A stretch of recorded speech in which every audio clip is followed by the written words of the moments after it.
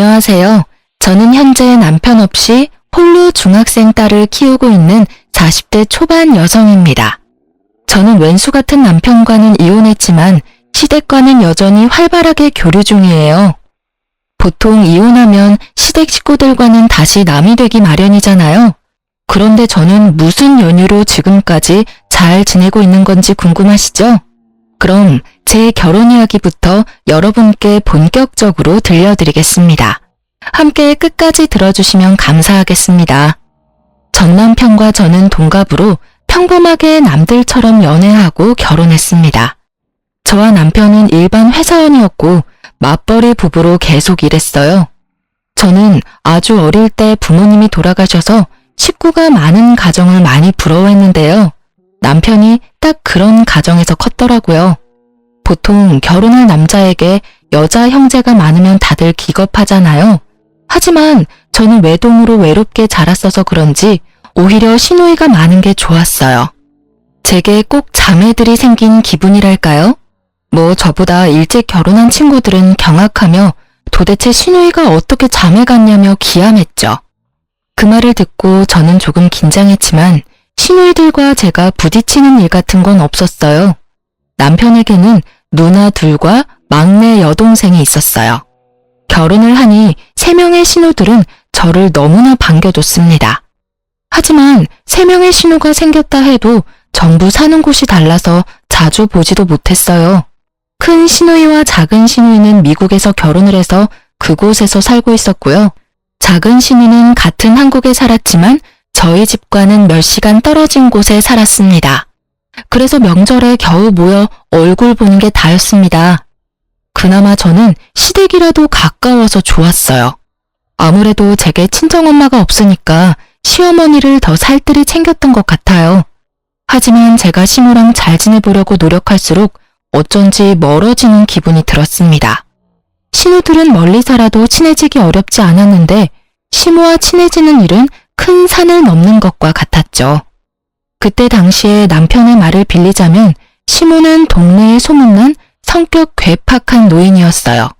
굉장히 구두쇠이나 돈 아낄 줄 아는 만큼 또 이름난 현금 부자이셨죠. 본인 아들에게도 돈 아끼던 시모였기에 남편은 평소에도 불만이 아주 가득해 보였어요. 제가 신혼 때 겪은 일화를 잠시 말씀드리자면요. 여보, 몇 시간 일찍 생일 축하해. 벌써? 쑥스럽게 엄마 앞에서 왜 그래? 어머님, 내일 남편 생일이라서 제가 엄청 맛있는 베이커리에서 케이크 사왔어요. 식사는 끝났으니까 다 같이 케이크 촛불 끌까요? 내일 못 뵈니까 온 김에 같이 축하하고 싶어서요. 뭐? 아니 너희 나이가 몇 갠데 아직 둘이 그러고 노냐? 네? 어머님, 혹시 케이크 별로 안 좋아하세요? 엄마, 좋은 날이잖아요. 준비한 사람 민망하게 왜 이렇게 못마땅해 하세요? 이 철없는 거사, 못마땅해 하는 게 당연하지. 아낄 줄을 몰라. 너네 돈은 언제 모을 거냐? 요즘 밀가루 값이 얼마나 올랐는데 생각도 없이 저 큰 케이크를 사오냐는 거야. 애미 너 그 케이크 얼마 주고 샀냐? 에이 어머님, 1년에 한 번뿐인 날이잖아요. 걱정 마세요. 저 남편 케이크 사줄 돈은 있어요. 에이구구, 입이 3개뿐인데 참 큰 것도 사왔다. 네가 그렇게 돈이 많아? 네? 왜 함부로 돈을 쓰냐는 거야? 어머님. 엄마는 꼭 내 생일까지 그러셔야 해요. 아들 챙기는 며느리를 왜 무안주냐고요.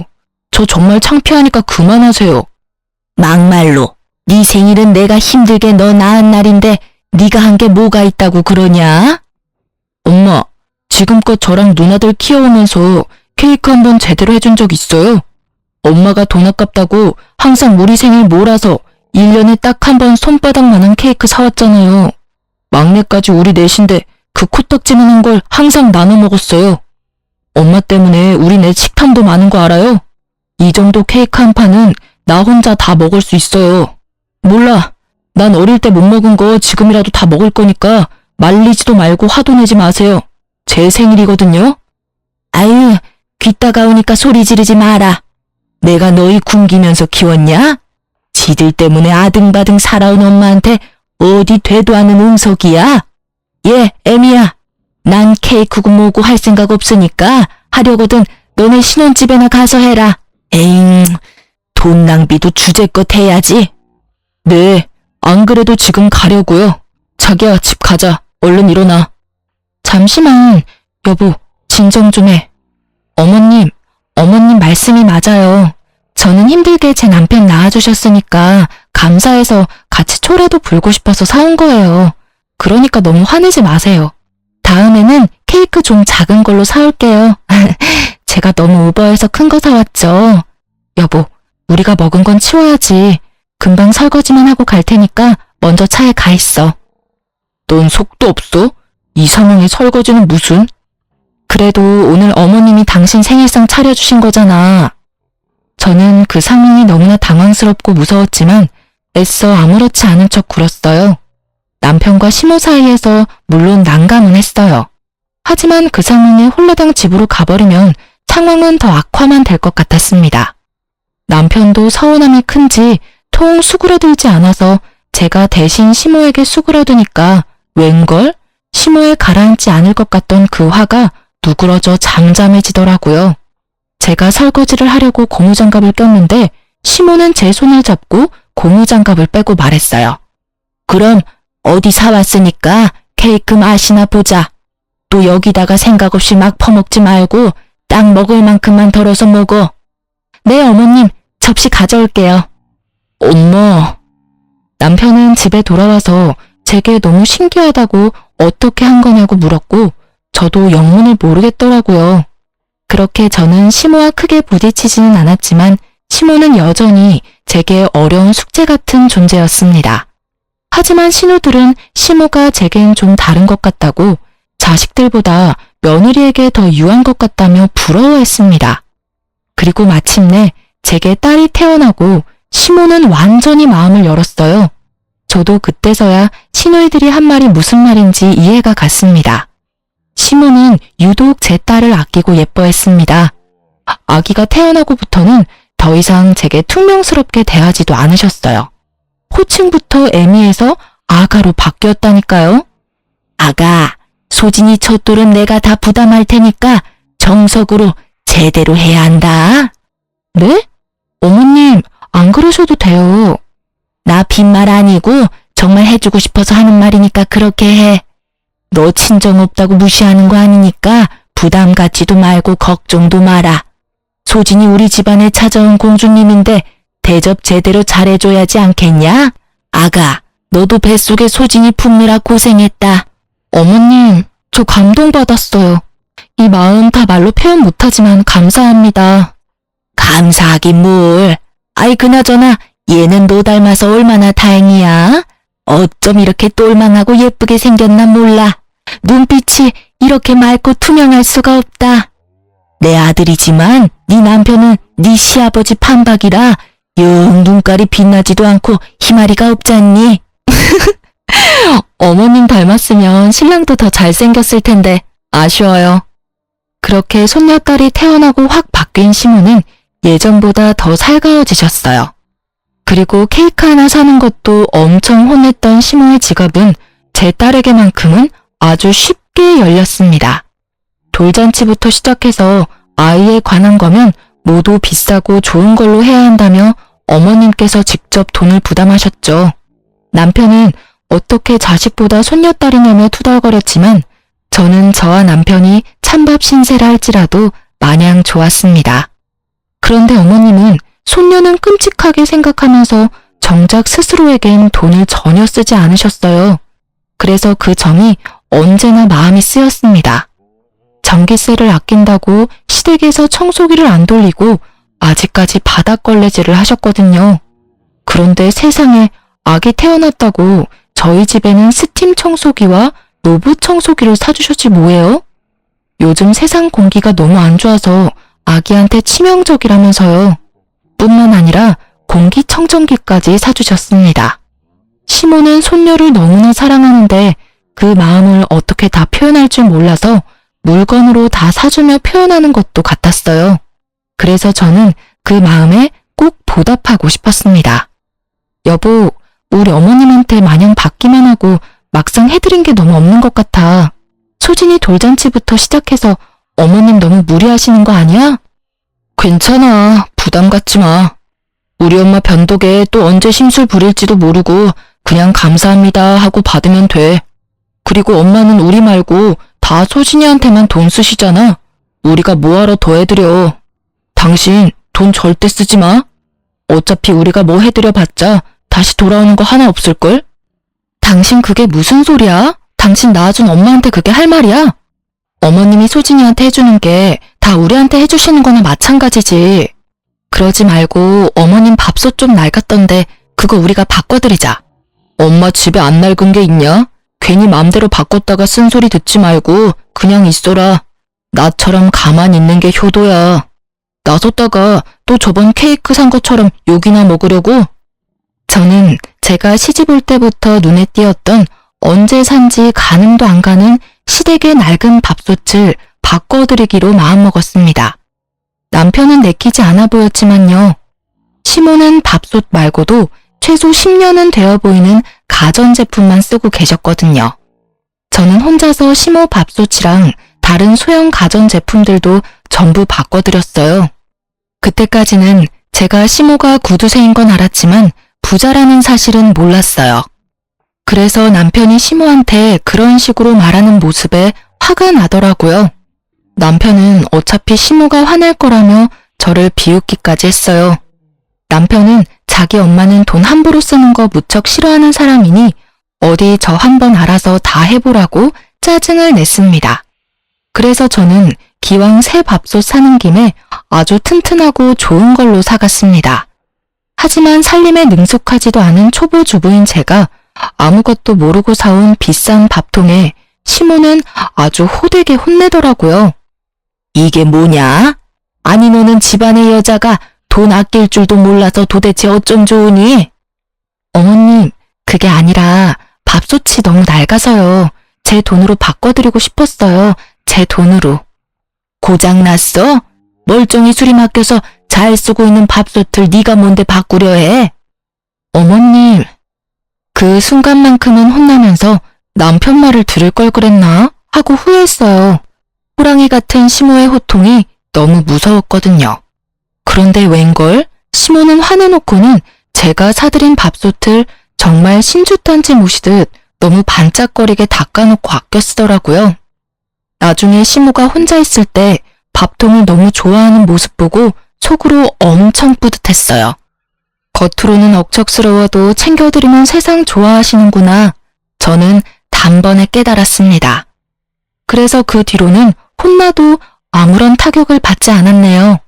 표현에 서투셔서 버럭하시는 거라 생각했어요. 그래서 밥솥 말고도 마음 놓고 시모를 잔뜩 챙겨드렸습니다. 시모들 역시 전화와서 제게 고맙다 했어요. 옳게 엄마 밥솥 바꿔드렸다며? 아니 글쎄 우리 엄마가 딸들한테 돌아가면서 전화해서 엄청 자랑하셨어. 하루뿐일까? 매일 옳게 예쁘다고 얘기해. 우린 엄마가 그냥 그렇게 사셔서 그렇게 살기를 원하는 줄 알았어. 그런데 그게 아니라 우리 엄마는 비싸고 좋은 새 물건을 써본 적 없어서 그런 경험을 안 해봐서 선뜻 새 물건 사지도 못했던 거야.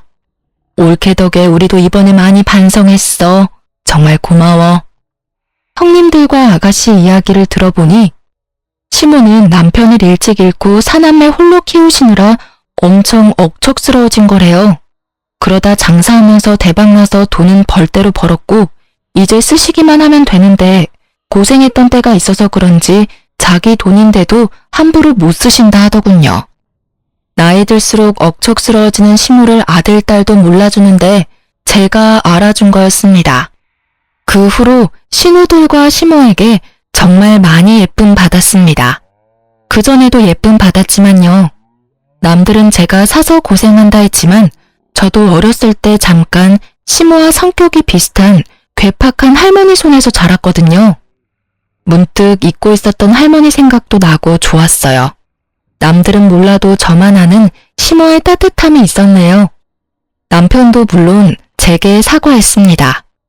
본인이 철없게 굴어서 미안하다고 사과하며 고맙다 인사도 하더군요.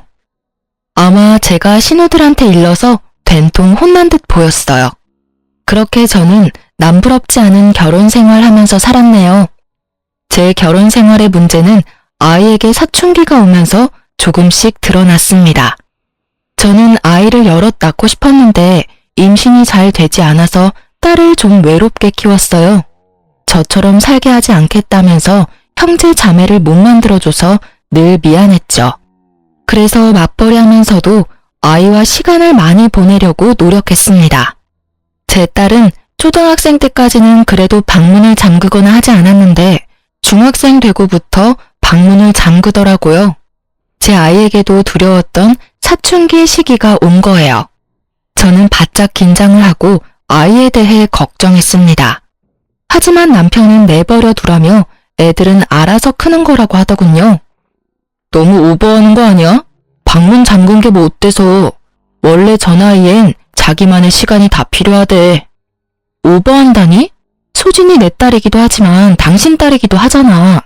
우리 셋 마주보고 밥 먹은 지가 도대체 언제야? 요즘 당신 툭하면 늦어서 셋이 대화하는 시간도 없었어. 그렇게 답답하게 하니까 애가 자꾸 덩굴로 들어가는 거야. 우리 딸 정도면 정말 편하게 키우는 거야. 내버려둬. 애들은 원래 뭘 해주려 하지 말고 지 스스로 크는 게 가장 베스트야. 그리고 소진이 저렇게 조용히 혼자 잘 있고 이거 해달라 저거 해달라 없어서 좋잖아. 뭐? 우리 소진이가 언제부터 조용했는데. 원래 깨발랄 하던 애가 저렇게 조용한데 당신은 애아빠라는 사람이 딸 걱정 조금도 안 돼? 저는 남편의 무심한 말이 이어지자 뚜껑이 열리더군요. 일찍 처리든 거지. 주말에 부모 귀찮게 하는 법 없이 알아서 혼자 잘 놀아서 난 좋기만 하구만. 덕분에 바쁜 맞벌이 엄마 아빠가 각자 시간 보낼 수 있어서 얼마나 감사한 일이야. 하도 속 터지는 소리를 계속 해대길래 저는 남편에게 쏘아붙였어요. 넌 딸내미가 혼자 잘 노는지 안 노는지 어떻게 알아? 들여다는 봤어? 요즘 소진이 부쩍 방에 틀어박혀 있어. 친구들 만나러 놀러 나가지도 않아. 이래도 오버하는 거야? 나가자 해도 나가지도 않고 집에만 있고 싶대. 무슨 일이라도 있을까 난 걱정돼 죽겠는데 당신은 뭐 그렇게 태연해? 참나 거 되게 뭐라 하네. 내가 일부러 무신경한 것도 아니고 바빠서 그런 건데. 알겠어. 내가 가서 한번 물어볼게. 됐지? 잔소리 좀 그만해라. 어휴. 저는 오히려 딸이 부모에게 이거 해달라 저거 해달라 해줬으면 했어요. 그런 게 아이잖아요. 그런데 그랬던 아이가 어느 순간 입을 꼭 다물어서 너무 걱정됐답니다. 맞벌이 부부다 보니 아무래도 딸이 저희에게 말 못할 서운함이 있을지 모르겠다 생각했어요. 표현은 못하지만 내심 딸이 서운했겠다 싶어 더 살뜰히 챙기려고 노력했습니다. 하지만 남편은 만약 그런 거라면 딸이 복에 겨워서 배부른 소리 하는 거라며 또 눈치 없이 미운 소리를 하더군요. 자기도 어렸을 때 시모가 바빠서 혼자 컸다면서요. 저는 저 혼자 낳은 딸인 줄 알았네요. 남편이야 뭐 신우들이 함께 자랐으니 당연히 외로움 같은 거 모르고 컸겠죠. 그렇게 부엌에서 남편과 다투고 있는데 제 딸이 먼저 마음을 열고 다가왔습니다. 같이 외출하는 것도 힘들었던 딸인데 갑자기 가족 여행을 가고 싶다고 하더군요. 이번에 쉬는 날 엄마랑 아빠랑 나도 놀러 가고 싶어. 제주도 여행. 친구들은 부모님이랑 한 번씩 다 가봤대. 우리 반에서 나만 안 가봤어. 들어줄 거지? 들어주면 이번에 내 생일 파티는 안 해줘도 돼요. 딸이 말하는 날은 빨간 날과 대체 공휴일이 섞여 있어 쉬는 날이 꽤 길었어요. 휴가를 하루만 내면 4일 넘게 쉴 수 있었거든요. 저는 흔쾌히 알겠다 했죠. 하지만 남편은 갑자기 불같이 화를 내더군요. 절대 안 돼. 왜 안 돼? 뭐? 당신 뭐 약속이라도 있어? 당신도 다 쉬는 날이잖아. 왜 안 돼? 남편은 듣자마자 그냥 안 된다는 것도 아니고 아주 냉정하게 절대 안 된다고 말했어요. 아빠는 싫어. 다른 거 들어줄게.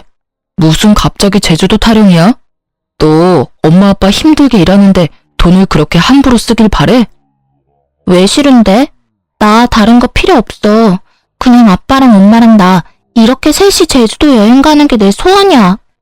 딸은 짜증을 내고 남편은 거기다 화를 내고 저는 이게 그렇게 심각하게 두 부녀가 싸울 일인가 싶었어요. 둘 다 왜 그래? 딸, 아빠한테 말 예쁘게 해야지? 여보, 당신도 그게 그렇게 화낼 일이야? 우리 다 같이 가족회의를 해보자, 응? 그런데 남편은 하나뿐인 외동딸 소원이라는데 제대로 들어보지도 않고 회의고 뭐고 계속 여행은 그냥 싫다는 겁니다. 회의를 못하러 해. 난 제주도 싫다니까. 가족 여행은 무슨? 아빠, 제주도가 왜 싫은데? 이유가 뭐냐고. 아빤 사실 제주도가 아니라 내가 싫은 거지? 뭐? 너 지금 그게 무슨 말이야? 당신 애 교육 좀 똑바로 시켜. 아빠한테 왜 저렇게 버릇없이 구는 거야? 소진아, 아빠가 널 왜 싫어해? 학교에서 무슨 일 있었어? 당신도 소리만 지르지 말고 대화를 좀 하려고 시도해봐. 왜 이렇게 애한테 윽박을 질러? 교육은 나 혼자 시켜? 당신도 시켜야 할 거 아냐. 아휴, 이놈의 집구석 난리다. 가장한테 대우하는 것 좀 봐라. 식탁에서 저랑 남편이랑 언성을 높이며 싸우자 딸은 짜증난다고 소리치며 방으로 뛰쳐들어갔습니다. 진짜 짜증나. 난생 처음 보는 딸의 반응에 깜짝 놀랐어요. 저도 그쯤 되니까 다소 버릇없는 딸의 태도에 화가 나려고 했어요. 하지만 참고 일단 남편과 대화를 먼저 마무리하려고 했죠. 그런데 남편은 저를 지나쳐서는 딸아이 방문을 걷어차며 소리를 지르더군요. 너 나와. 아빠가 말하는데 어딜 들어가? 뭐 짜증이나? 내가 더 짜증나 임마. 문 안 열어? 어디 방문 부서질 듯 닫고 들어가? 당신이야말로 애 방문을 왜 걷어차? 애 놀라겠어. 그만 좀 해. 이게 이렇게 화낼 일이냐고. 그러자 딸은 방 안에서 자기 아빠에게 바락바락 대들며 소리를 지르더군요. 싫어. 내가 뭘 잘못했는데? 아빠는 가족 여행을 왜 무조건 싫다고 말해? 이유를 말해봐. 그럼 나 방문 열게. 아니 근데 이게 당장 문 안 열어? 여보, 일단 진정하고 나랑 얘기 먼저 하자.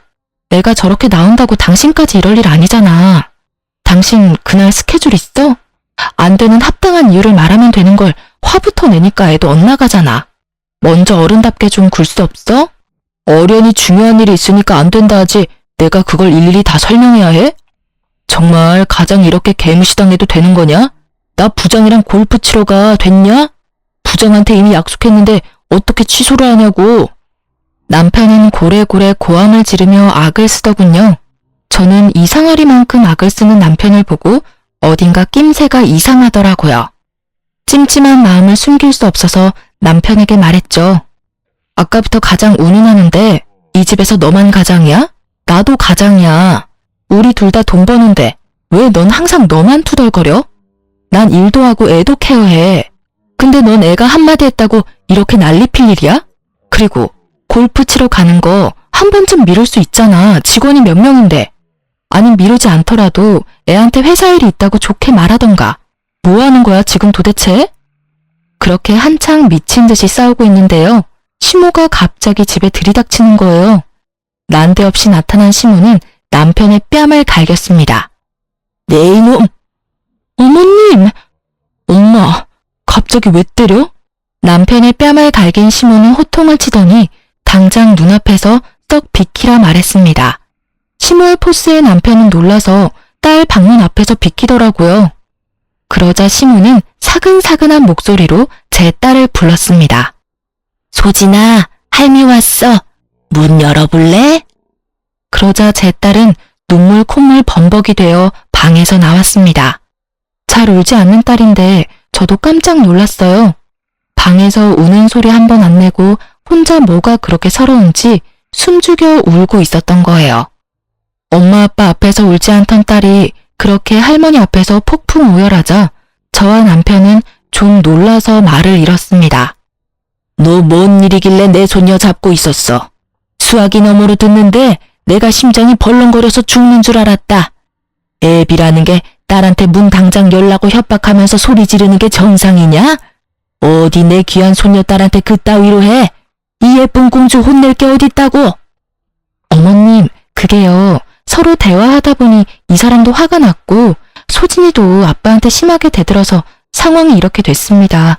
제가 중간에서 아무것도 못해서 죄송해요. 대답 없는 남편 대신 제가 시모에게 답했어요. 그리고 아무리 그런 상황이라도 시모에게 연락한 딸에게 그럼 안 된다고 말했죠. 소진아, 아무리 그래도 이런 상황에 할머니한테 연락하면 어떡해. 엄마, 사실은 됐다. 소진이 혼낼 필요 없다. 어린 게 얼마나 놀랐으면 엄마랑 자기 좀 도와달라고 해서 내가 바로 택시 타고 온 거야. 도대체 무슨 사단이 난 거냐? 애빈이가 말해봐라. 엄마, 제 가정일이니까 신경 끄세요. 저 어린애 아니라고요. 이소진, 너 철없이 이게 무슨 행동이야? 얘 지금 가족 여행 못 간다고 이러는 거예요. 엄마는 알지도 못하면서 애 앞에서 다 큰 아들한테 손찌검이세요. 소진아, 네 아빠 말이 사실이야? 가족여행 못 가서 할미 부른 거야?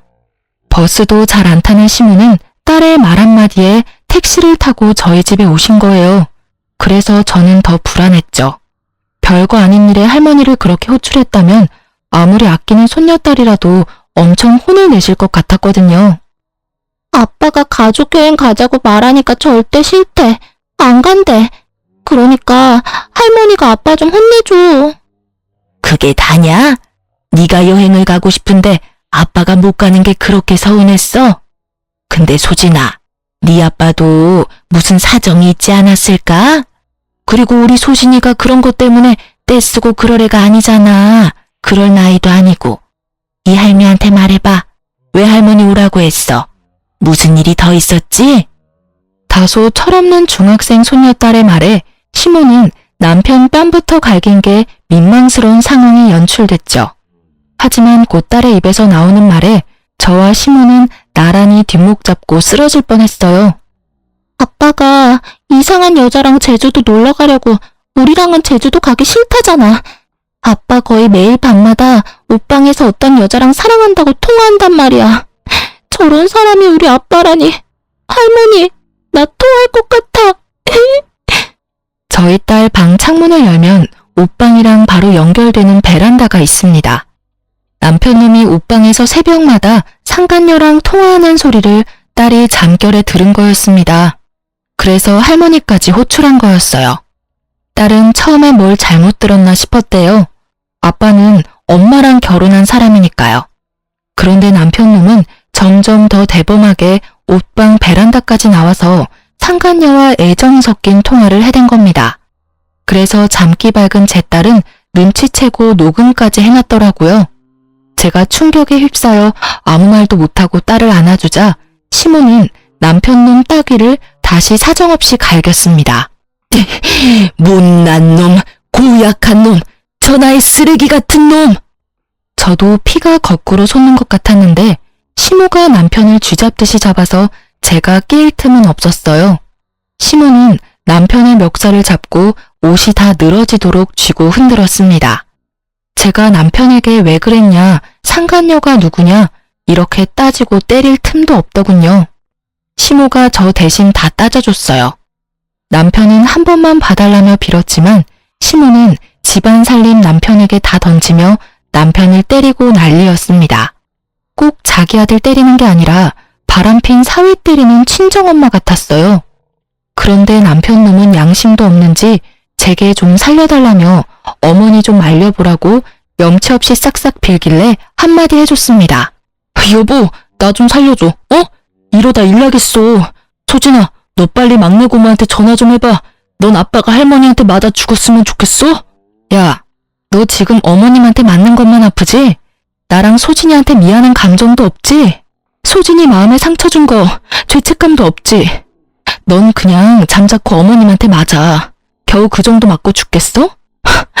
나도 너 지금 찢어 죽이고 싶어. 근데 내가 왜 말려? 아유, 처맞고도 정신을 못 차리고 따라와 이놈아. 소진아, 네 아빠는 할미가 홍군형을 내주마. 그러니까 엄마랑 집에서 마음 추스리고 있어라. 그렇게 시모는 손녀딸에게는 더 못난 꼴 못 보이겠다며 남편놈을 시댁으로 질질 끌고 갔습니다. 그 후로 저는 딸아이를 진정시키고 무슨 일이 저희 가족에게 생긴 건가 파악했어요. 새하얘진 머릿속인데 시모가 이미 미국 사는 시누이들과 막내 시누에게 전화를 했는지 제게 전화가 엄청 왔습니다. 언니, 괜찮아요? 오빠가 바람 폈다면서요. 언니, 하나도 걱정하지 마세요. 미국에서 언니들 오면 그 상간녀랑 오빠는 우리가 작살 내줄게요. 어떡해요. 하필 들켜도 소진이한테 그런 식으로 들키다니. 미안해요. 아가씨가 뭐가 미안해요. 엄마도 언니들도 다 새언니 걱정뿐이에요. 우리는 언니 편이니까 무너지면 안 돼요. 네? 말이라도 고마워요. 소진이 위해서 정신 똑바로 차릴 거예요. 나 오빠랑 이혼까지 생각하고 있어요. 미국 사는 신우들도 막내 신우랑 비슷한 내용으로 통화를 끝마쳤습니다. 전부 남편과 상간녀 가만 안 둔다고 하더군요. 하지만 저는 팔은 안으로 굽는다고 결국 시댁 식구들도 남편의 사람들이라 생각하니 엄청 씁쓸하더군요. 이혼하고 나면 저랑 딸아이만 남을 것 같았어요. 하지만 시모와 신우들은 끝까지 제 편이었습니다. 지금 생각해보니 제가 이렇다 할 친정도 없으니까 혼자 외로운 기분 들까봐 신우들이 많이 애써줬던 것 같네요. 그땐 마침 타이밍 좋게도 미국에 사는 조카들 방학이라서 첫째, 둘째 신우가 한국 잠시 들어오기로 한 때였어요. 제 생각보다 더 이를 갈고 한국에 들어왔더군요. 남편 놈은 그날 시댁에서 얻어터지다가 상간녀 누구냐고 번호 달라고 시모가 추궁하자 기회를 엿보고 도망갔다 합니다. 그 뒤로는 저도 연락이 안 되더군요. 아마 상간녀랑 있을 듯 했어요. 마침내 신우 3명이 모두 한국에 모이자 막내 신우이는 비장한 얼굴로 말했어요. 새언니, 내가 사람 써서 상간녀랑 오빠 있는 곳 미리 알아놨어요. 마음 단단히 먹어요, 우리. 네. 옳게. 왜 이렇게 기가 죽어있어? 잘못은 그것들이 했잖아. 우리 옆에 딱 있을 테니까 기죽지 마. 감사해요. 모처럼 한국 왔는데 이런 일로 뵙게 돼서. 울지 마. 아직 갈 길 멀어. 그놈 혼내고 상간녀 혼내고 위자료까지 다 받고 그때 울어. 네? 옳게. 내 동생이랑 이혼해야지. 한 번 바람핀 놈이 2번 못 피라는 법도 없고. 그놈 행실 들어보니까 아주 못 쓰겠더라. 그래도 우리가 사람을 만들어 놓은 줄 알았는데 인간이 덜 됐어. 엄마도 이혼한다 하면 전적으로 옳게 편에 서서 도와주신대. 시모는 쓰러질까봐 저와 신우들만 상간녀 주소로 찾아갔습니다. 저는 심호흡을 크게 하고 배를 눌렀고 신우들은 옆에서 조용히 지켜봤습니다. 그런데 뭐 음식이라도 배달시켰는지 누군지 확인도 안 하고 문 앞에 두고 가달라고 외치는 남편의 목소리가 들렸습니다. 저는 그동안 매일 모래알 삼키는 기분이 들어 밥도 제대로 못 먹었는데 남편 놈은 이렇게 상간녀 집에서 잘 먹고 잘 싸고 하고 있었구나 싶었어요. 그러자 순간 분노가 다시 치밀어 오르더라고요. 신우와 제가 잠자코 있으니 남편은 무방비 상태로 문을 열었습니다. 저는 정신 차리라는 의미로 아주 세게 따귀로 인사를 해줬어요. 남편은 깜짝 놀라서 문을 닫으려고 저를 엄청 밀어내더라고요. 가라고. 여기까지 어떻게 알고 온 거야? 하지만 아무리 그가 남자라도 뒤에 새 신우들과 함께 문고리를 잡아당겼던 터라 문은 쉽게 닫히지 않았죠. 너 이 자식 하는 짓 정말 웃긴다. 문 곱게 열어. 누나들 한국 언제 온 거야? 막내 네가 말했지. 이 집이 어디라고 다 같이 찾아와 쪽팔리게. 쪽팔린 거 아는 놈이 바람을 쳐펴? 오빠, 내가 흥신소에 돈 좀 썼어. 어떻게 새언니랑 소진이 두고 이런 짓을 해? 짐승 같아. 남편은 막내 신우이가 벌인 일이라는 걸 알고는 눈이 뒤집혀서 욕짓거리를 했어요. 그러자 첫째, 둘째 신우이가 알아듣지는 못해도 엄청난 영어 욕을 하면서 남편의 머리통을 힘껏 내리쳤어요. 아파. 그만 때려. 우리 집에서 진짜 이런 놈이 나왔다고? 수치스럽다. 비켜. 네 애인 어딨냐? 상간녀 나오라 해. 상간녀 집에 있는 남편의 모습을 보자 꼭지가 도는 느낌이었는데 저뿐만 아니라 신우들도 많이 화가 나 보였죠. 심지어 상간녀는 씻고 있는 건지 이 소란에도 나와보지 않더군요. 신우들은 상간녀 집 거실에서 남편의 무릎을 꿇렸어요. 누나들, 그래도 이건 아니지. 이거 신고당해. 우리 자기 나오기 전에 빨리 나가. 우리 자기? 오 마이 갓. 진짜 내 귀 썩어 들어갈 것 같아. 상간녀가 욕실에서 나올 때까지 거실에서 기다리는데 저는 상간녀 침실에 눈길이 가더군요.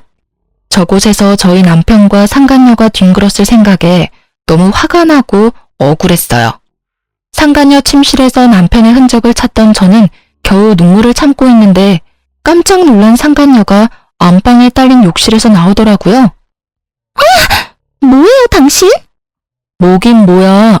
나 네가 좋다고 만나는 유부남 마누라다. 아이씨, 바람핀 거 알았으면 곱게 이혼이나 해줄 것이지. 뭘 여기까지 찾아와요. 우리 오빠는 어딨어요? 자존심도 없어요? 나 씻고 나온 거 안 보이나 봐. 어떡하지? 이제 오빠랑 좋은 시간 보내야 하는데. 이만 가줄래요? 거긴 어떻게 들어왔대? 내 남편이 문 열어줘서 들어왔지. 뭘 내 남편이래. 두 눈으로 보고도 포기가 안 되나 봐요? 남편이 뒤에서 몰래 바람 폈는데 다 감수하고 살 만큼 괜찮은가 봐요. 그럼 이혼하지 말고 그렇게 살아요. 난 그런 당신 남편 뒤흔들어 볼 테니까요. 저를 비웃으면서 밀치는 상간녀에게 유부남인데 어디가 좋냐고 소리를 질렀어요. 그러자 상간녀는 남편을 진심으로 사랑한다며 큰 소리를 치지 뭡니까? 사랑해. 나 당신 남편 사랑해. 우리 둘이 진심으로 사랑하고 있으니까 당신은 그냥 빠지라고. 유부남을 못하러 만나. 왜 남의 가정을 깨트려? 너 때문에 내 딸이 얼마나 상처받았는지 알아? 사랑인 것 같지? 웃기지 마. 네 능력이 남의 남자밖에 못 구해내니까 유부남 아저씨 만나는 거지? 그러자 상간녀는 분을 못 이겨 씩씩거리며 제 뺨을 쳤습니다. 누가 뺨을 쳐야 할 상황인지 누가 조강지처인지 웃긴 상황이었죠. 하지만 이미 막내 신우는 그 상황을 거실에서 다 찍고 있었어요. 상간녀가 저를 비웃으면서 거실에 나갔다가 아주 깜짝 놀라더군요. 남편은 얻어터진 채로 무릎 꿇고 있고 건장한 여자 셋이 소파에 나란히 앉아있으니 상간녀는 그 자리에 바로 주저앉았습니다. 저희 신우들 덩치가 장난 아니었거든요. 오죽하면 건강한 남자인 제 남편도 못 당해낼 정도였으니까요. 누구세요? 오호라, 어디 감히 바람은 지가 피고 피해자인 내 올케 뺨을 올려붙여? 네가 그러고도 인간이야? 상간녀는 신우들이 소파에서 일어나자 가까이 오지 말라며 기겁하더군요. 뭐야? 오빠, 이 사람들 뭐야? 오지 마요. 왜 다가오는데?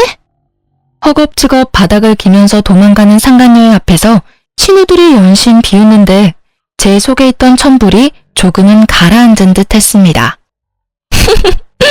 겁먹은 꼴 좀 봐라.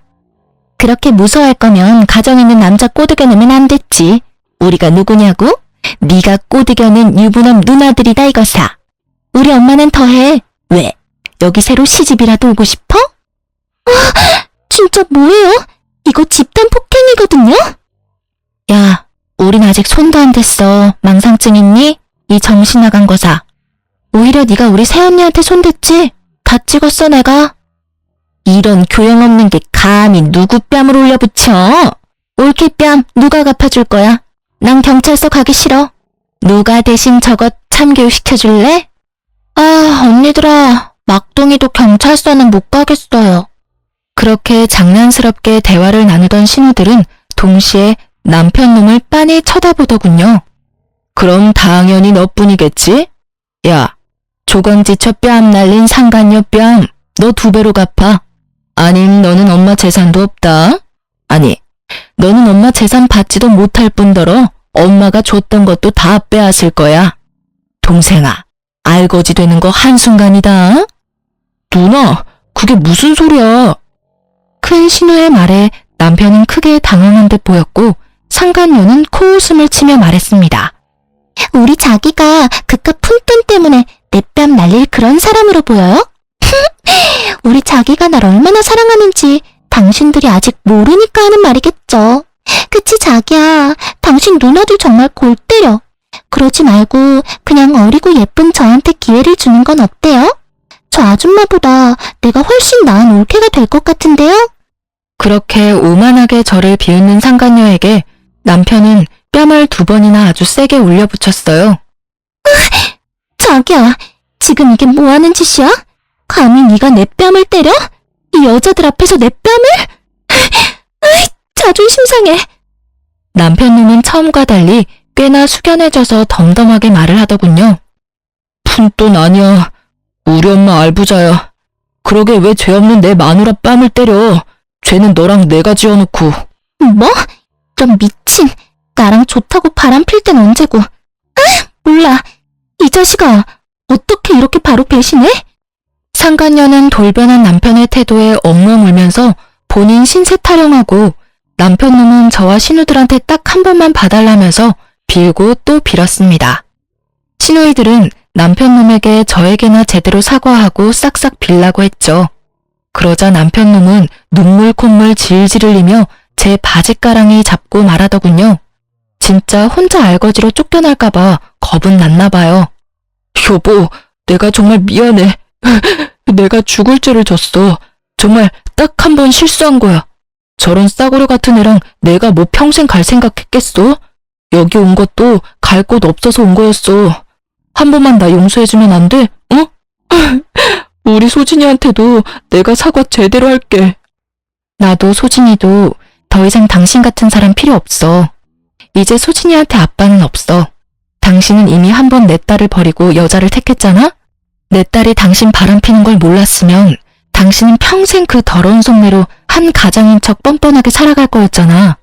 이미 돌이킬 수 없는 거 당신도 알지? 자기보다 상간녀가 더 좋다는 아빠를 어느 딸이 좋다고 하겠어?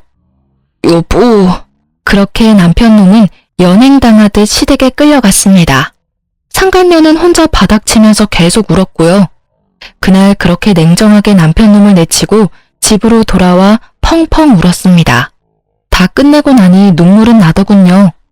그 후로는 남편과 상간녀에게 소송을 걸었어요. 이혼 소송, 상간녀 소송뿐만 아니라 상간녀가 제 뺨 날린 것도 폭행죄로 신고했습니다. 상간녀가 제발 고소 좀 취하해달라고 제게 찾아와서 비는데 저는 말했어요. 고소 취하? 얘야, 넌 고소당한 게 그렇게나 무서워? 근데 그 정도는 벌도 아니야. 나 하루에도 수십 번 너 찢어 죽이고 싶은 거 참으면서 살고 있어. 그러니까 내 심기 건드리지 마. 아님 너 죽고 나 죽는 거야. 제가 그렇게 경고하니 상간녀는 더 이상 제게 연락 오거나 찾아오지 않았습니다. 위자료랑 폭행 합의금 두둑하게 받았습니다. 그리고 긴 소송 끝에 남편 놈에게는 양육비를 매달 받게 되었고 친권은 제가 가지게 됐죠. 위자료도 당연히 따로 받았습니다. 저는 그럼에도 불구하고 혹시나 제 딸이 그래도 아빠를 용서하기를 원하면 남편과 이혼은 했지만서라도 그에게 딸의 얼굴은 가끔 보여줄 생각이 있었어요. 하지만 저희 딸이 아빠를 완전히 거부하더군요. 사실 딸은 제주도 여행 가자고 말했던 게 아빠한테 돌아올 마지막 기회를 준 거였다고 하더라고요. 참 누구 딸인지 이렇게 야무지고 똑부러지게 클 줄이야. 그리고 이후 시모는 그 누구보다 과감한 결정을 내렸죠. 상속은 물론이고 더 이상 경제적 지원도 하지 않을 것이며 남편의 말 그대로 빈손으로 탈탈 털어 내쫓아 버렸거든요. 애초에 제가 이혼 소송을 힘들게 하지 않았던 것도 시모가 구해준 능력 있는 변호사님 덕분이었는데요. 끝까지 시모와 신우들은 저와 제 딸 편이었습니다. 남편은 빈털터리 수준이라 신우들에게 원룸만 구하게 도와달라고 엄청 빌었답니다. 하지만 미국 신우들은 어림도 없다며 도와주는 건 조카뿐이라고 선을 그었대요. 그 뒤로 남편놈은 술독에 빠져 살았고 그런 남편놈에게 막내 신우가 이렇게 말했다네요. 오빠, 진짜 못났다. 정신 좀 차려. 어떻게 매일 술이야? 나중에 소진이 좀 더 크면 다시 진심으로 용서 구할 생각은 하나도 없는 거야? 소진이가 받아줄지 안 받아줄지는 중요하지 않아. 딸이 받아주든 아니든 오빠는 정말 큰 죄를 저질렀으니까. 다시 사과를 제대로 해야 한단 말이야. 가정을 아주 산산조각 냈잖아. 작은 신우는 제 딸이 컸을 때 한 번이라도 만나고 싶음 남편에게 똑바로 살라고 일침을 가했다네요. 결국 막내 신우에게 도움을 받아 원룸에서 힘들게 살고 있다고 하더라고요. 회사는 착실히 다니고 있다 합니다. 최근에는 딸 얼굴 보고 싶다면서 남편이 한 번만 보여달라 연락이 왔어요. 하지만 저희 딸은 남편과의 식사 자리에서 주문한 식사도 안 먹고 저보고 집에 가자더군요. 얼굴 보니 밥 못 먹겠다면서 냉정하게 말하면서요. 남편놈 그제서야 낯짝에 후회라는 게 보이더군요. 저는 남편과 같이 살던 집도 팔고 시모가 집 하나 해줘서 딸이랑 현재 잘 살고 있습니다. 앞서 말씀드렸던 것처럼 남편과 이혼은 했지만 여전히 시모랑 신우들과는 잘 지내고 있어요. 시모와 신우들은 이제 제 가족이자 저희 딸의 가족들입니다. 비록 남편놈은 그 수준이지만 세상 천지 가족 없는 고아인 저에게 둘도 없는 가족이 되어준 시댁 식구들에게 저는 너무 감사해요. 같은 핏줄이라고 남편놈 편을 들 수도 있는 상황이었잖아요. 때론 피가 섞이지 않아도 피보다 더 진한 것들이 있나 봅니다. 남편놈에게 배신당하고 믿을 사람 없다고 생각했지만 결국 또 남편의 누나 동생들 그리고 남편의 엄마에게 위로를 받으며 저는 또 살아가네요. 현재는 다니던 회사를 그만두고 좀 더 나은 직장을 찾아 재취업도 했네요. 딸이 엇나가지 않게 잘 키워보겠습니다. 응원의 한마디 부탁드려도 될까요? 많은 힘이 될 것 같네요. 여러분, 제 긴 사연 들어주셔서 감사합니다. 안녕하세요. 저는 40대 중반의 수도권에 사는 여자입니다. 얼마 전에 우연히 알게 된 이곳에서 저의 이야기와 비슷한 사연을 듣게 되었어요. 그때 뭔지 모를 동질감이 느껴지면서 저도 모르게 눈물이 나더라고요. 그때부터 이곳에서 매일 하루에 한 번씩은 이야기를 들으면서 위로도 받고 웃을 수 있어 좋네요. 그래서 저도 제가 겪었던 아주 황당하고 어이없던 사연을 들려드리고 싶어서 이렇게 용기를 내었어요. 저는 혼자 카페를 운영한 지 오래되었는데요. 대학 졸업해서 딱 30 될 때까지 회사를 다니다가 이렇게 살다간 너무 스트레스 받아 죽을 것 같더라고요. 그래서 과감하게 제가 좋아하는 일을 하자는 마음으로 모아둔 돈 전부와 아버지의 도움을 받아 카페를 시작하게 되었답니다. 30대 전부를 카페에 갈아놓고 보니 어느새 나이가 40이 되었더라고요. 주변 친구들은 어느새 결혼해서 아이까지 생기고 돌잔치에 초대받고 이러다 보니 저를 뒤돌아보게 되더군요. 카페는 이제 꽤 안정되어 유지하는 데 어려움은 없었지만 혼자라는 외로움이 밀려오더라고요. 어느 날 카페에 놀러온 유부녀 친구가 말을 꺼냈죠. 이제 너도 41잖아. 적은 나이가 아니야. 언제까지 이렇게 청춘일 줄 알아? 맨날 밤늦게까지 일하느라 남자 한 번 제대로 못 만났지? 내가 우리 남편 회사 사람 소개시켜줄까? 요즘 남자들 다 젊은 여자 만나려고 하지 않아? 그 남자는 몇 살인데? 아직도 장가 못 간 거 보면 어디 문제 있는 건 아니고? 너는 뭐 문제 있어서 결혼 못했어? 너처럼 일만 하다가 홍기를 놓쳤대. 그렇게 여자에 관심 있어 하는 사람도 아닌 것 같더라. 남편이랑 친해서 몇 번 봤는데 사람 괜찮던데? 우리보다 3살 많아.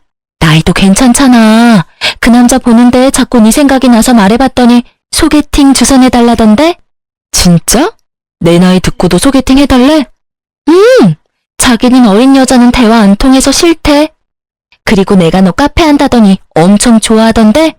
그 남자도 커피 엄청 좋아한대. 홈카페 차릴 정도로. 한번 만나봐. 믿져야 본전이잖아. 여기로 한번 초대해. 친구가 추진력 있게 주선을 해서 그런지 바로 다음 주에 남편이 제가 하는 카페로 오게 됐어요. 처음 만나던 날이 아직도 생각이 나네요. 남편이 온다던 시간대에 사람만 들어오면 얼마나 떨렸는지요? 제가 사람을 만난 게 너무 오래되다 보니까 말을 잘할 수 있을지 어색하지 않을지 참 걱정이 됐죠. 근데 처음 본 남편은 참 수더분한 인상이어서 호감이 갔어요. 그리고 말을 할수록 잘 통하는 느낌이 들었죠. 그렇게 한번 소개팅을 한 뒤로 딱히 약속을 하지 않아도 남편이 카페로 출근 도장을 찍듯이 거의 매일 오더군요. 그렇게 점점 가까워지고 커피를 좋아한다는 공통점이 있어서 제가 커피 내리는 법을 가르쳐 주기도 하고요. 서로 적은 나이가 아니기에 6개월 정도 사귀고 난 뒤 남편이 결혼에 대해 말을 꺼내더군요. 나는 지금까지 홀어머니랑 둘이 살고 있어. 근데 걱정하지 마. 결혼하면 분가할 거고 난 어머니랑 가깝게 지내고 싶지 않아. 새로 만드는 가족이 중요하지. 자기도 아버지 한 분 계시다고 하지 않았어? 엄마 돌아가시기 전부터 나는 혼자 독립해서 살아가지고 지금도 계속 아버지랑은 따로 살아. 근데 일주일에 한 번씩은 가서 챙겨드리거든. 결혼해도 계속 챙겨드리고 싶어. 자기는 같이 안 가도 괜찮아. 어차피 내가 하는 일이니까. 그래, 우리가 적은 나이에 만난 것도 아니고 늦게 만났으니까 우리끼리 재밌게 잘 살았으면 좋겠어. 우리 둘 다 집돌이 집순이라 성격도 잘 맞잖아. 자긴 카페 계속하고 내가 틈틈이 도와주고 우리 정말 잘 맞을 거야. 아, 내가 자기 만나려고 아직까지 결혼을 안 했나 봐. 근데 나는 한 가지 걱정이 있는데 아기가 걱정이야. 아무래도 젊은 나이가 아니니까. 아기가 빨리 생기지 않으면 어머님께서 걱정 많이 하실 것 같은데. 난 아기를 좋아해서 될 수 있음 한 명은 낳고 싶거든. 내 친구 중에서도 늦게 결혼해서 작년에 아기 낳은 놈이 있는데 너무 스트레스 받으면 더 생긴다고 하더라고. 벌써부터 너무 걱정하지 말고 요즘은 의료기술도 많이 발전해서 시험관도 있고 그렇잖아. 우리 어머니도 다 이해해 주실 거야. 너무 신경 쓰지 마. 우리 둘이 잘 사는 게 제일이잖아. 그니까 너무 걱정만 하지 말고 우리 결혼하자. 결혼 전부터 남편이 우리 둘만 잘 살자고 우리 둘의 삶에만 집중하자는 말을 계속해서 그렇게 둘이 오손도손 살 수 있을 거라는 믿음으로 결혼을 하게 되었죠. 시어머니도 좀 나이가 있으셔서 억척스러운 시골 할머니 같은 느낌이 들긴 했지만 남편이 당부를 해놨는지 딱히 별말은 안 하시더라고요. 워낙 늦게 하는 결혼이다 보니 아버지는 그저 사윗감 능력보다는 제가 결혼하는 게 그냥 다 만족스러우신 듯 했어요. 그래서 속전속결로 교제 8개월 만에 결혼식을 하고 신혼집을 매매해서 신혼생활을 시작했답니다. 남편도 모은 돈이 꽤 됐고 대출받아서 반은 충당했고 저도 카페 하면서 수입은 여유로운 편이어서 반반씩 내서 서울에 집을 매매했답니다. 가정과 가구도 둘의 취향이 비슷해서 싸우지 않고 구매했고 인테리어까지 싹 마치니 집들이 온 친구들이 모두 부러워할 정도로 괜찮은 집이었어요. 그 중에서 활용점정은 홈카페 겸 꾸민 곳이었어요. 몇 달간은 진짜 결혼하길 잘했다는 생각이 들 정도로 행복한 신혼을 보냈던 것 같네요. 그 신혼다운 신혼이 깨진 건 아주 순식간이었답니다. 신혼집하고 시모집이 걸어서 30분밖에 안 걸려서 시모가 시도 때도 없이 집으로 쳐들어오기 시작했거든요. 오늘 몇 시에 밥 먹냐? 오늘 운동을 늦게 하고 왔더니 밥하기가 싫구나. 밥 했으면 숟가락 하나만 더 놔라. 지금 갈 테니까. 아, 오늘은 저도 바빠서 초밥 배달시켰는데요. 이제 곧 올 것 같은데 어떡하죠? 아유, 난 초밥 싫다. 너 바쁘다고 맨날 그렇게 배달만 시켜 먹는 거 아니니? 남편한테 밥을 든든하게 챙겨 먹어야지. 초밥 같은 거 먹으면 힘이 나겠어? 내가 가서 집에 뭐가 있나 좀 봐야겠다. 집에 온 시모가 손을 씻지도 않고 냉장고를 확 열더니 샅샅이 뒤져보기 시작하더라고요. 어머니, 지금 뭐 하시는 거예요? 그리고 손도 안 씻고 지금 반찬통 다 열어보고 뒤적거리면 어떡해 해요? 집 나올 때 손 씻었어. 뭘 그렇게 깨끗한 척이야? 그나저나 냉장고 꼴이 왜 이래? 우리 아들은 밑반찬 많이 해서 밥 먹는 걸 좋아하는데 다 그냥 과일밖에 없네. 너 반찬 안 하니? 동민 씨는 한식을 별로 안 좋아하더라고요. 파스타나 고기로 주로 먹어요. 반찬이야 요즘은 사는 것도 너무 잘 되어 있어서 만드느니 사 먹는 게 더 싸고 맛있어요. 뭐? 파스? 그게 뭐냐? 우리 아들은 평생 내가 아침부터 상다리 부러지게 차려줘서 아침부터 찌개 없으면 안 먹는데 뭔 말도 안 되는 소리야. 그리고 사 먹는 건 너무 나쁜 게 많이 들어가서 안 좋다. 네가 바빠서 못하면 내가 앞으로 해다 주마. 아니에요 어머니. 저나 동민 씨나 집에서 밥 별로 안 먹어요. 저녁 한 끼 먹는데 오늘처럼 외식할 때가 많고요. 한 끼 간단하게 해먹는 게 좋아서 반찬 많이 필요 없어요. 그래도 그게 아니야. 냉장고에 반찬이 그득하게 있어야 마음이 든든하지. 내가 앞으로 반찬 해다 줄 테니까 동민이 아침에 잘 챙겨 먹여라. 너도 좋아하는 거 말해봐라. 만들어서 보내주마. 야, 친구들한테 물어봐라. 이런 시어미가 어딨나.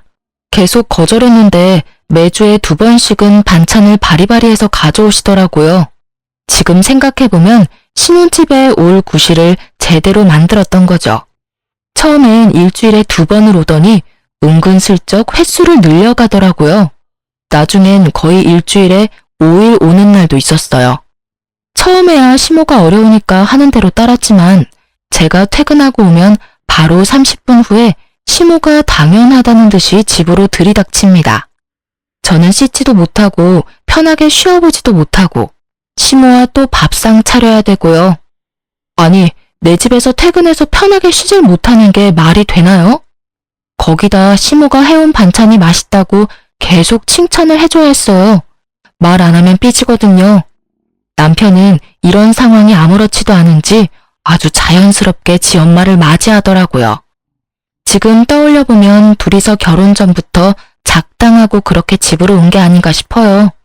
아무튼 당한 저만 바보 같았죠 뭐. 그리고 어찌나 제가 만들거나 사온 음식을 타박을 하는지 시모 잔소리 때문에 아무것도 하고 싶지가 않았어요. 더군다나 힘들게 일하고 와서 저녁에 요리까지 해야 되니까 진짜 너무 싫더라고요. 이렇게 엄마 밥 먹으니까 좋지? 너 결혼할 때 음식 입에 안 맞을까봐 걱정했잖아. 이렇게 다 같이 먹으니까 더 좋지 뭐냐. 역시 엄마 손맛이 최고라니까. 아우, 오늘 점심도 느끼한 거 먹어서 속이 느글느글했는데 이렇게 엄마가 한 김치찌개 먹으니까 속이 확 풀린다. 언제는 간단하게 먹는 게 제일 좋다며. 파스타를 제일 좋아한다더니 아니었나 봐. 지금까지 내가 해준 거 다 별로였겠네. 아니 그런 게 아니라 엄마가 해준 밥이 또 땡길 때가 있잖아. 자기가 해준 파스타도 맛있지. 그럼 내일은 파스타 해 먹을까? 그놈의 국수는 몸에 뭐가 좋다고 자꾸 해 먹어? 자고로 한국 사람은 밥을 먹어야 된다. 그나저나 내가 옆에서 지켜보니까 너는 음식 만드는 기본이 안 됐다.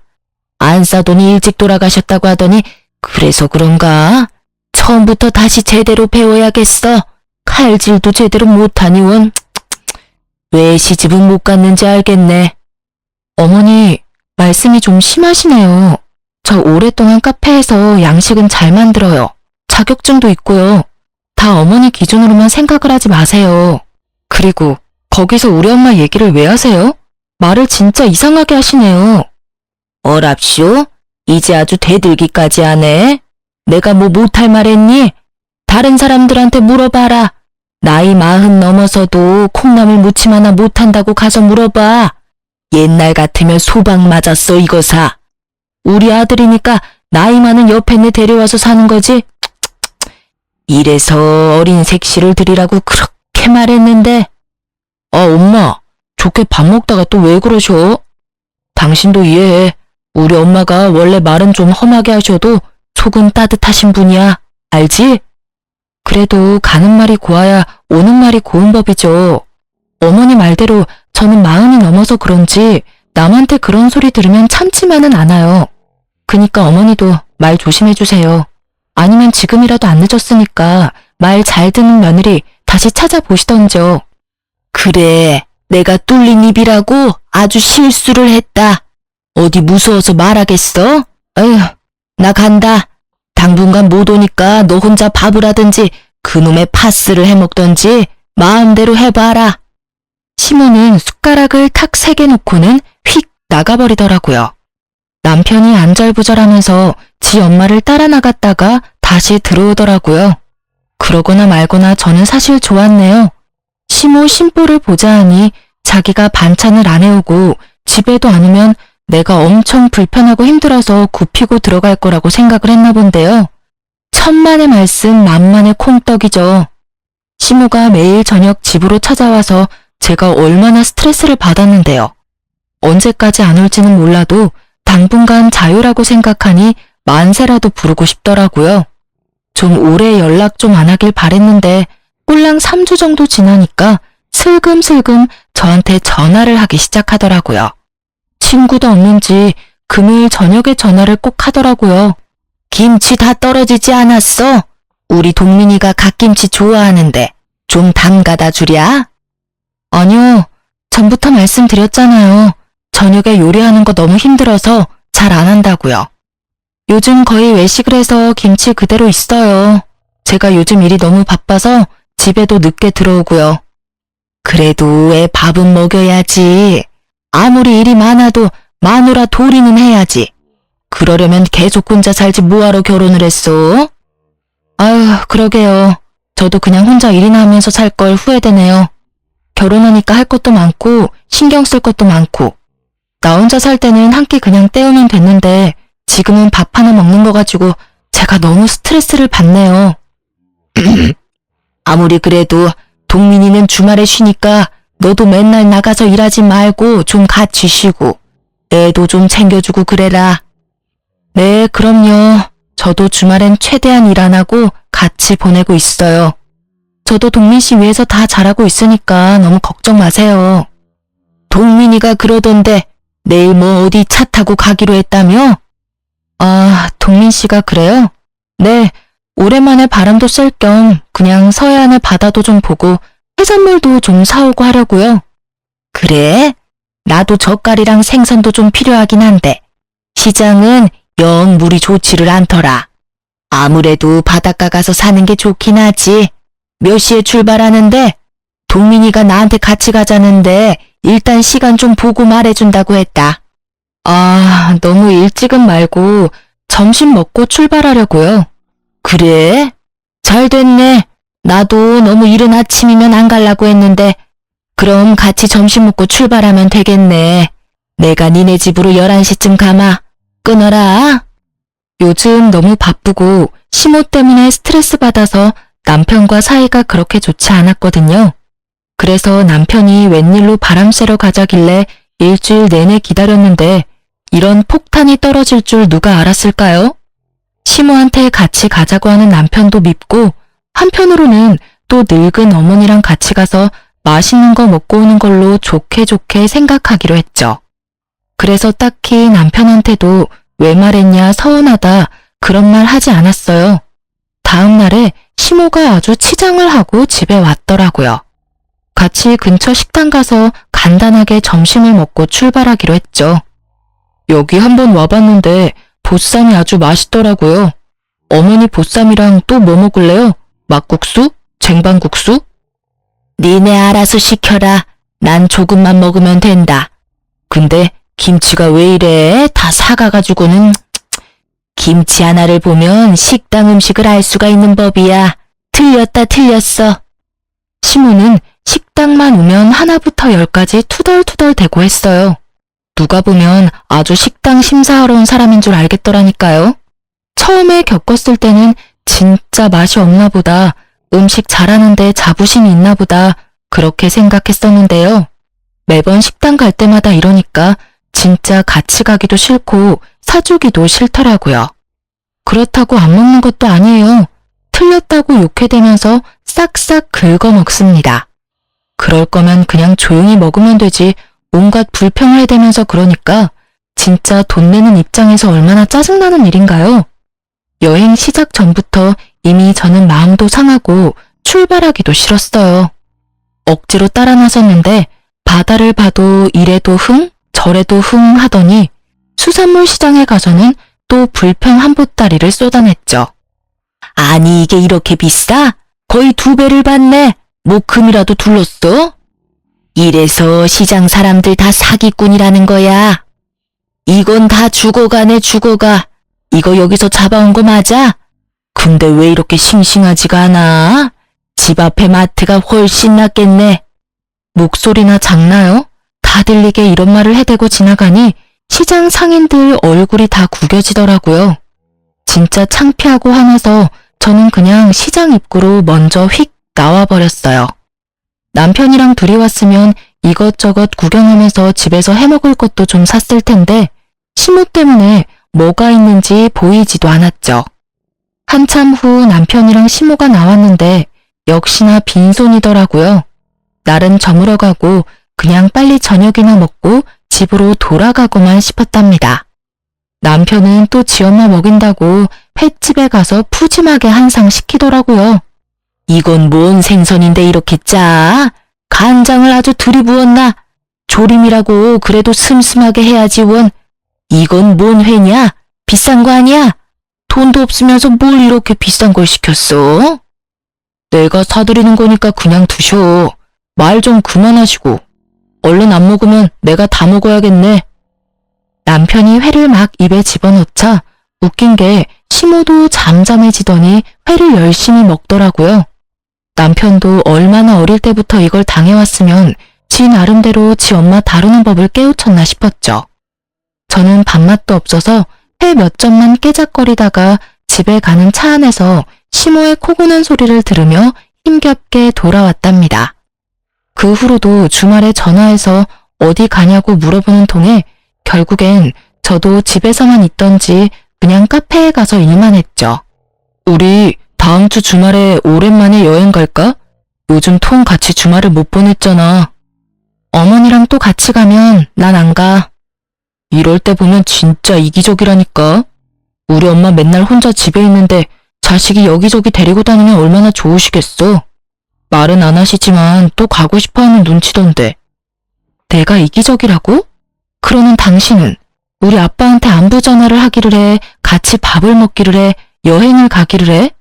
근데 왜 맨날 당신 어머니랑 해야 되는데? 우리 아빠도 혼자 사시고 외로우셔. 아버님은 남자시고 취미생활도 하시고 그러잖아. 그리고 당신도 2주일에 한 번은 아버님 찾아가잖아. 당신도 우리 아빠한테 전화 좀 하고 나 갈 때 같이 좀 가. 맨날 어색하다고 내빼지 말고 자주 만나야 안 어색할 거 아니야. 명절에만 얼굴 비칠 작정이야? 당신 어머니는 거의 매일 집으로 들이닥치는데. 들이닥친다니 표현이 왜 그래? 내가 이런 말까진 안 하려고 했는데 결혼했으면 출가회인이야. 시댁에 더 신경 쓰고 이 집에 맞춰서 살아야지.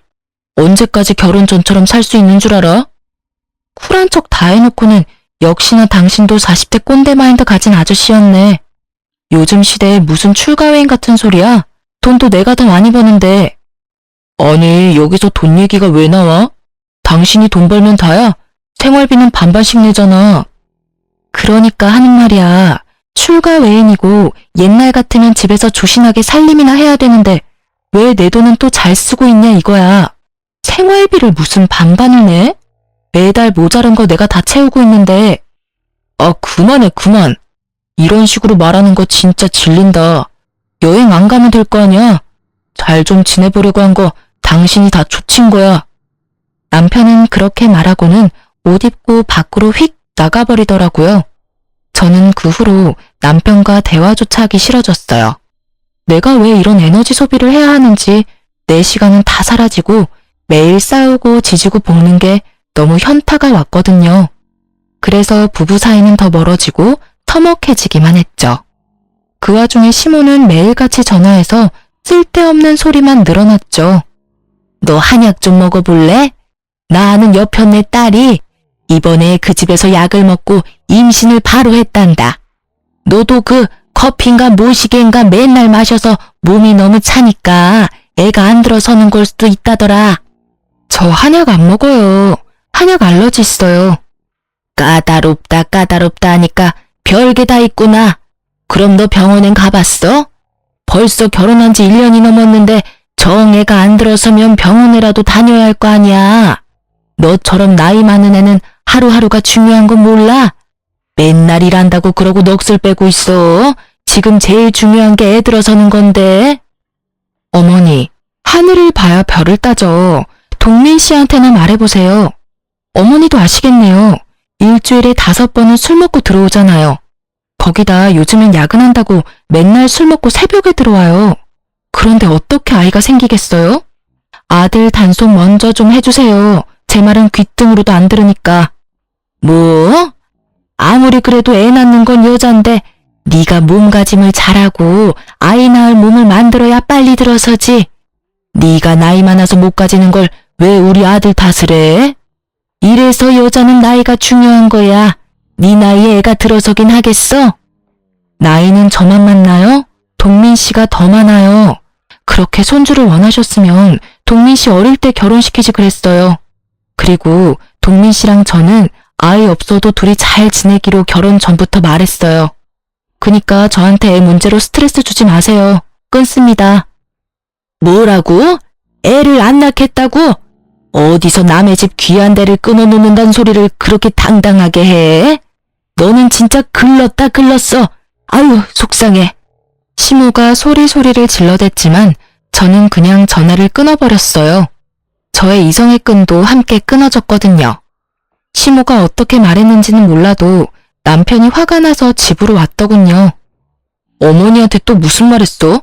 또 싸가지 없게 말했어? 나한테 늙어서 애 못 가진다고 하길래 우리는 애 안 가진다고 했어. 왜? 왜 애를 안 가져? 우리 엄마가 얼마나 손주를 기다리시는데. 당신이 결혼하면서 한 말 다 까먹었어? 애 안 생겨도 우리 둘이 잘 살자며. 우리 인생이 더 소중하다며. 그건 그때 얘기고 결혼했으면 애 하나는 낳아서 길러야지. 우리 엄마 지금 당신이 한 말 때문에 울고불고 하다가 들어 누우셨어. 가서 무조건 잘못했다고 싹싹 빌어. 나한테 상처 준 건 당신 엄마야, 내가 아니고. 나한테 나이 많아서 애 못 낳는다고 얼마나 구박을 했는지 알아? 그런데 지금 나한테 사과하라고? 엄마 말이 틀린 건 아니잖아. 나이가 있으니까 어린 사람보단 쉽지 않은 건 사실이지. 그럴수록 더 노력을 해야 애가 생길 거 아니야. 애는 뭐 나 혼자 낳아? 당신은 노력 하나도 안 하면서 왜 나한테만 다 덤탱이를 씌워? 난 당신 엄마한테 사과 받아야겠으니까 그렇게 전해. 그 전까진 이 집에 다신 오지 말라고 해. 내가 그동안 계속 참으니까 호구로 보이나 본데 어디 한번 보자고. 저는 바로 집 도어락 비밀번호도 바꿔버리고 남편한테 으름장을 놨답니다. 당신 엄마한테 비밀번호 알려주기만 해봐. 당신 용돈 주는 거, 당신 어머니 생활비 다 끊어버릴 거니까. 앞으로 올 거면 나한테 사과하고 올 때마다 나한테 먼저 알려야 이 집에 올 수 있다고 전해. 제가 전과는 다르게 아주 차가워졌다는 걸 느꼈는지 남편도 더 이상 함부로 대하지 못하더라고요. 시모도 몇 번 그냥 찾아와서 배를 계속 눌러대며 소란을 피웠죠. 저는 누가 이기나 보자는 심정으로 절대 문을 열어주지 않았어요. 남편한테 전화해서 저 들으라고 큰 소리로 제 욕을 해대도 제가 반응을 하지 않자 일주일 정도 하고 조용해지더라고요. 그렇게 시모 생일에도 찾아가지 않고 철저히 무시하면서 몇 달의 시간이 지나갔답니다. 남편 혼자 시모한테 왔다 갔다 하면서 제 눈치가 보이는지 시모 말을 딱히 전하진 않더라고요. 시모한테 휘둘려서 매일 스트레스 받는 것보단 이렇게 나쁜 년 한 번 되는 게 제 마음의 평화엔 훨씬 좋더군요. 그러던 어느 날 뜻하지 않은 사건이 터졌답니다. 밤에 계속 전화가 울리길래 심상치 않아 받아봤죠. 김순만 어르신 보호자 되시나요? 지금 바로 삼신병원 응급실로 오세요. 아버님이 쓰러지셔서 수술하셔야 돼요. 네? 아버지가요? 며칠 전만 해도 건강하셨는데 왜 갑자기 쓰러지셨다는 거예요? 당장 갈게요. 저는 정신없이 병원으로 달려갔답니다. 아버지는 이미 수술에 들어가셨고 저는 보호자 사인을 하고 아버지를 하염없이 기다렸죠. 알고 보니 아버지는 이미 오래전부터 아프셨는데 제가 걱정할까봐 숨기셨던 거였어요. 그러다 결국 밤에 쓰러지셔서 구급대원이 병원으로 데리고 온 거였고요. 저는 아버지를 제대로 모시지 못했다는 죄책감에 하염없이 눈물만 흘렸어요. 남편은 괜찮냐는 전화 한번 띡 오고는 병원에 오지도 않더군요. 뇌를 크게 다치신 아버지는 수술은 잘 마치셨지만 일상생활은 도저히 할 수 없는 상황이셨어요. 아버지가 퇴원하신 뒤에는 저는 카페도 매니저에게 맡기고 매일 아버지 집에 가서 돌봐드렸답니다. 저녁에는 간병인을 불러서 교대로 돌봐드려야 했죠. 그렇게 2주 정도 지났을까요? 아버지를 집에 모신 뒤에 딱 한 번 찾아왔던 남편이 슬슬 불평을 터뜨리기 시작하더라고요. 아무리 그래도 매일 아버님 간병하는 건 좀 아니지 않아? 카페도 거의 내팽겨치고 남의 손에 맡기면 망하는 거 한순간이야. 아버님 때문에 우리 일상이 망가지는 것 같아서 좀 걱정이네. 당신이 우리 아빠 1시간이라도 봐주기랬어? 죽을 한번 사다 주기랬어. 당신 일상은 아무런 변화가 없잖아. 오히려 내가 옆에서 잔소리 안 하니까 더 좋을 것 같은데? 아니야? 뭔 서운한 소리야. 나도 당신 힘들까봐 뒤에서 신경 많이 쓰고 있어. 가족인데 나도 걱정 많이 된다고. 하지만 당신이 그렇게 매일 아버님한테 가는 건 아닌 것 같다는 거야. 얼마 못 가서 당신도 병날 것 같다고. 요즘은 좋은 요양원도 많대. 아버님 요양원으로 모시는 게 어때? 내가 아버지 간병한 게 한 달이 됐어, 6개월이 됐어. 2주 된 거 가지고 벌써부터 우리 아빠를 요양원에 보내자고? 요양원이 아무리 좋아도 자식이 집에서 모시는 거랑 같아? 당신이나 당신 엄마 아프면 요양원으로 보내. 난 싫으니까. 나한테 다신 말 꺼내지 말아줘. 진짜 화날 것 같으니까. 남편한테 딱 선을 그어놨는데 며칠 후 바로 시모가 전화해서 그 말을 또 꺼내는 거예요. 너 오늘도 니네 아버지한테 가니? 내가 동민이한테도 말했는데 아니 언제까지 매일 거길 갈 거야? 그 정도로 아프면 요양원에 가는 게 네 아버지나 너나 다 좋은 거야. 왜 빨리 결정을 못 내려? 동민 씨한테 이미 말했는데 전달이 안 됐나 보네요. 왜 어머니가 우리 아버지 일에 그렇게 감나라 배나라 하는진 이해가 안 되지만 다시 말할게요. 저는 절대 아버지 요양원에 안 모실 거예요. 요양원이 그렇게 좋은 데면 그럼 어머니 아프시면 요양원에 바로 모셔도 되겠네요? 아니 뭐라고? 얘가 무슨 말을 그렇게 험악하게 해? 내가 아프지도 않은데 벌써부터 버릴 생각부터 하니? 그니까요. 지금 어머니도 인정하셨네요. 요양원 모시는 게 곧 아버지 버리는 거라는 거라고요. 참나, 아주 서글퍼서 말도 못 꺼내겠네. 그래, 너 알아서 해라. 아주 효녀났다, 효녀났어. 시모는 아주 부르르 떨더니 전화를 확 끊어버리더라고요. 그렇게 마무리가 된 줄 알았는데 이것들이 포기를 모르더군요. 제가 진짜 화가 나는 일이 벌어졌죠. 그날도 어김없이 아침에 아버지 집으로 갔는데요. 아버지가 제 손을 꼭 잡고 말을 하시더라고요. 벌써 한 달이나 네가 와서 힘들게 돌봐주고 고생이 많구나. 내가 그냥 빨리 갔어야 되는데 너 볼 때마다 가슴이 아프다. 아빠, 왜 그런 말을 하세요? 세상 천지의 아빠랑 나 둘인데. 아빠가 오랫동안 옆에 계셔줘야죠. 저 하나도 안 힘드니까 걱정 마세요.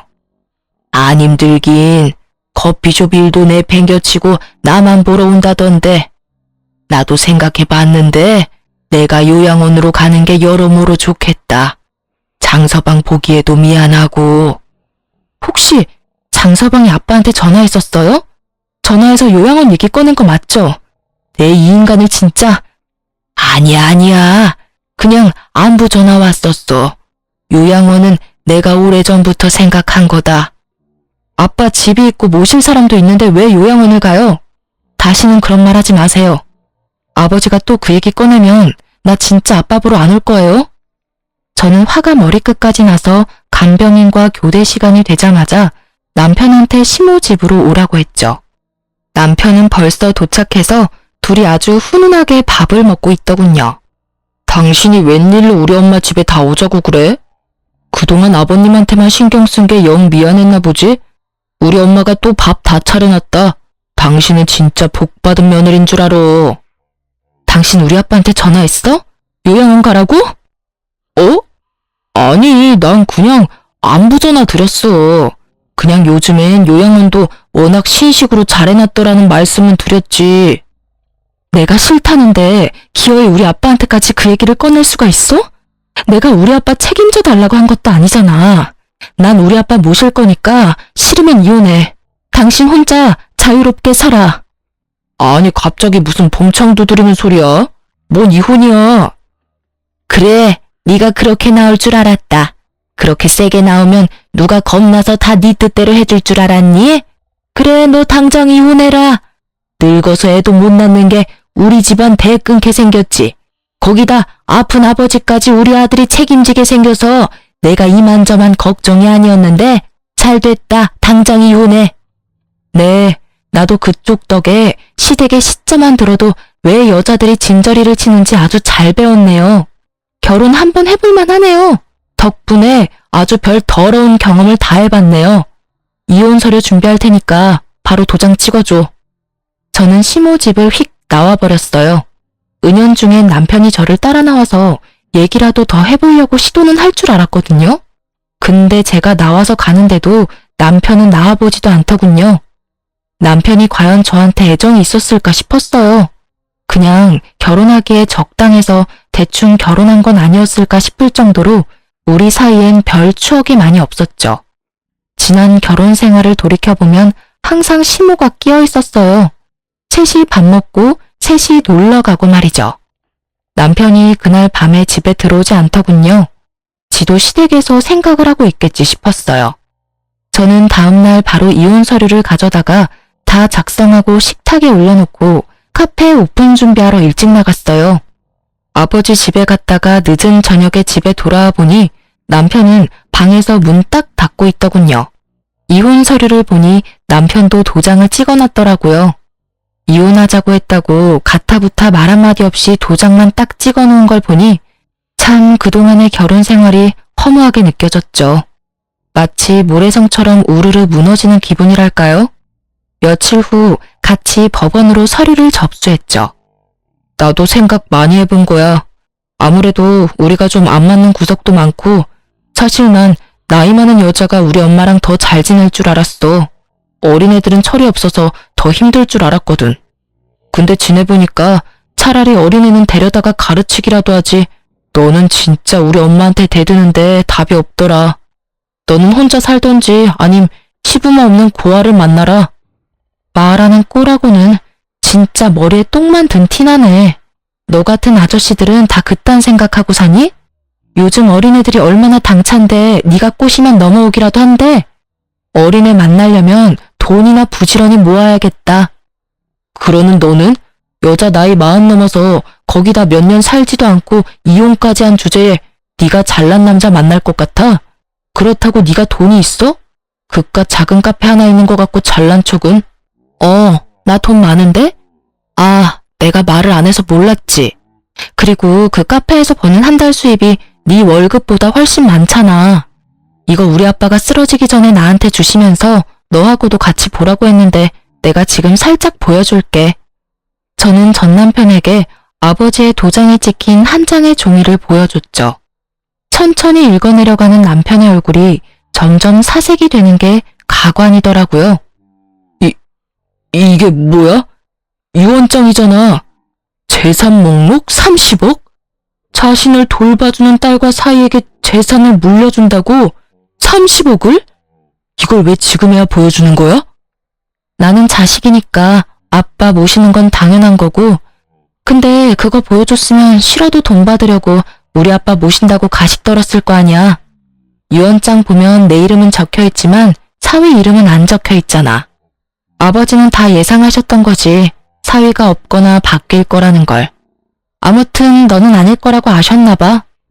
아니, 아버님이 무슨 재산이 30억이 있다는 거야. 지금 사는 아파트 5억도 안 될 것 같은데. 아, 나랑 다시 합치고 싶어서 지금 수 쓰는 거지? 네 마음대로 생각하세요. 나는 너 열불나라고 보여주는 거거든. 너랑 재결합할 마음은 전혀 없으니까 걱정 붙들어 매. 우리 아빠가 젊을 때부터 부동산 투자해서 빌딩이 있으시거든. 역시 아빠가 말하지 말라고 해서 안 한 게 신의 한 수였네. 부동산 오래 하셔서 그런지 안목이 있으신가 봐. 너가 그지 같은 놈이라는 걸 알아보신 거지. 암튼 너도 어린애 잘 찾아봐. 나도 우리 아빠 같이 모실 마음 착한 사위 한번 잘 찾아볼게. 여보, 우리 잠깐 얘기 좀 하자. 아직 이혼 서류 접수만 한 거라 다시 찾아올 수도 있어. 그리고 취소도 가능해.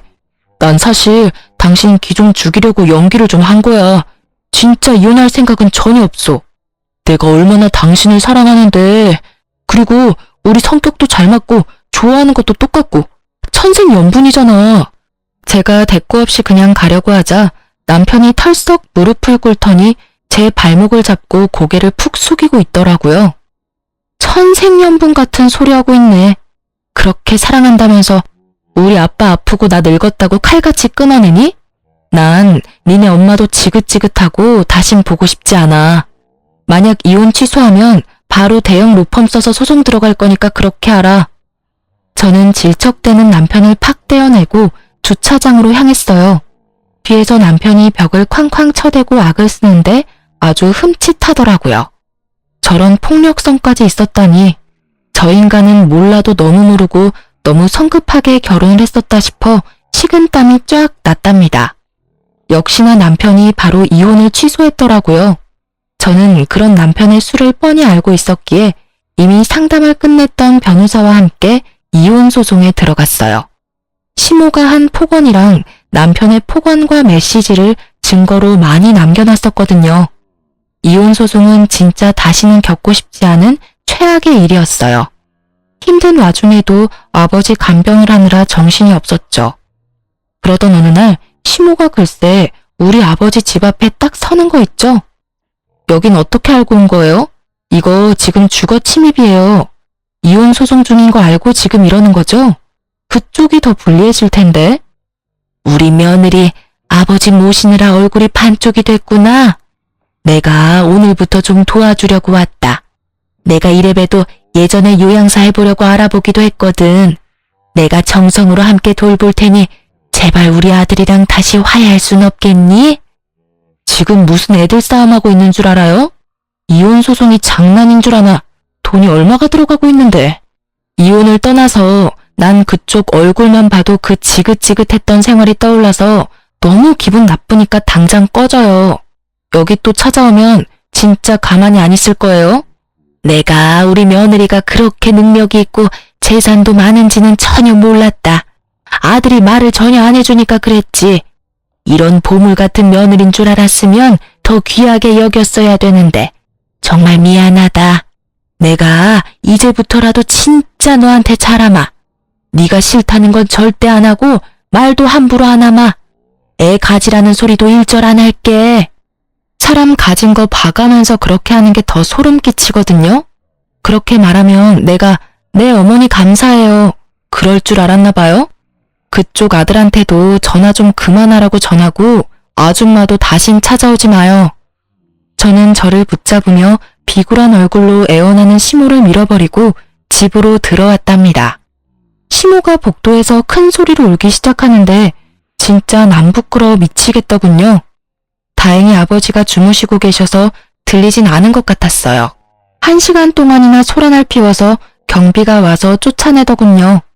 그렇게 이혼 소송도 제가 승소했고 위자료도 받을 수 있었어요. 아무래도 아픈 아버지가 계시는 집에 전 남편이나 시모가 와서 해코지를 할까봐 집도 공기 좋은 근교 주택으로 옮겼답니다. 확실히 아버지 건강이 더 좋아지신 것 같아서 다행이에요. 벌써 이혼한 지 1년이 넘어가고 있는데요. 저는 마음의 상처도 많이 아물었고 아버지 모시면서 카페 일도 보면서 그렇게 지내고 있답니다. 남자 만날 생각은 전혀 없고요. 이렇게 아버지 모시면서 당분간 조용히 지내고 싶어요. 무료할 때 이곳에 사연을 들으며 힘을 내서 잘 지내볼게요. 사연 들어주신 분들도 정말 감사하고 행복한 하루 보내세요.